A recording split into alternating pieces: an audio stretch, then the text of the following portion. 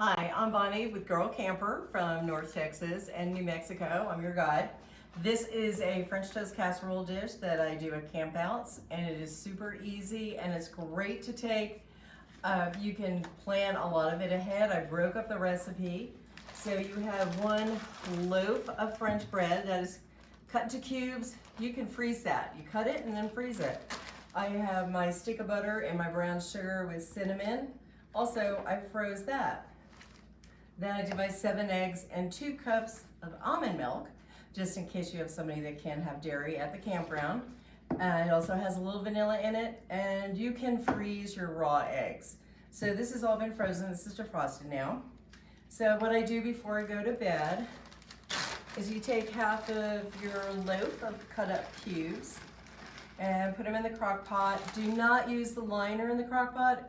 It comes out super soggy. Then I take half of my brown sugar butter, yum, because this tastes like maple syrup in the morning. And just sort of spread like half of that on top, little crumbles. This won't matter because when it's done cooking, you're gonna stir it before you give it to everybody.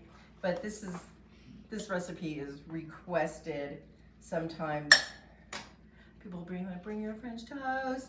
I also have my half a cup of raisins. I was low on my yellows, so I put in some dark ones, doesn't matter. You put half of those in, and then you're just layering. You do the rest of your bread, and then you do the rest of your raisins and the brown sugar. Now this is the tricky part, not the brown sugar. But I set my alarm for like 5 a.m., which is usually a time I have to get up and tinkle. So at that point, when I get up, I plug this in, I turn it on for high for 3 hours. And then it's done like around 7 or 8 o'clock. And what I do before I plug it in is I take the eggs and the milk, I pour it on top. And when I wake up in my camper, it smells like French toast has been cooking all night. It's like great. Then I just, serve, stick a spoon in it, and we're ready to go.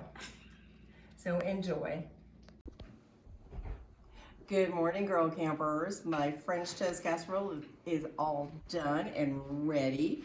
It doesn't look that appetizing, but it is really yummy. You just want to give it a little stir and you're ready to serve. And this makes a great Christmas morning dish.